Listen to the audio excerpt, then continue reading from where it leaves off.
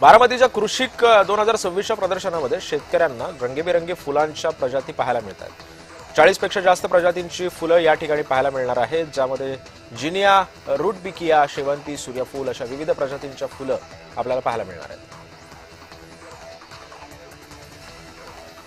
पिंपरी चिंचवडमध्ये ट्रकच्या धडकेमध्ये 2 सख्ख्या बहिणींचा जागेवर मृत्यू झाला। पोलिसांनी घटनास्थळी दाखल होऊन ट्रक आणि ट्रक चालकाला ताब्यात घेतले। 2 उच्च शिक्षित मुलींचा अपघाती मृत्यू झाल्यानं परिसरात हळहळ व्यक्त केली जाते।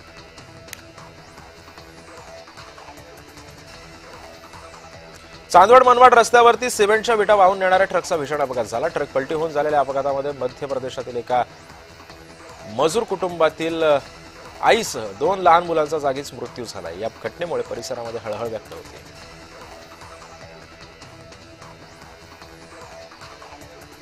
साताऱ्यात कराडच्या कृष्णा पुलावरून उडी मारून महिलेनं आत्महत्या करण्याचा प्रयत्न केला, मात्र पुलावरून जाणारा ट्रक चालक शुभम चव्हाण यानं जीवाची पर्वा न करता नदीमध्ये उडी मारली आणि महिलेचा जीव वाचवला। ही महिला गोळेश्वर इथली रहिवासी असून सध्या तिच्यावर कराडच्या उपजिल्हा रुग्णालयामध्ये उपचार सुरू आहेत।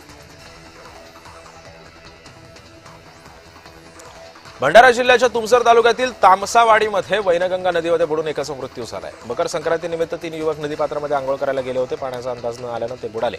यात दोघांना वाचवण्यात यश आलं असून एकाचा दुर्दैवानं मृत्यू झालाय।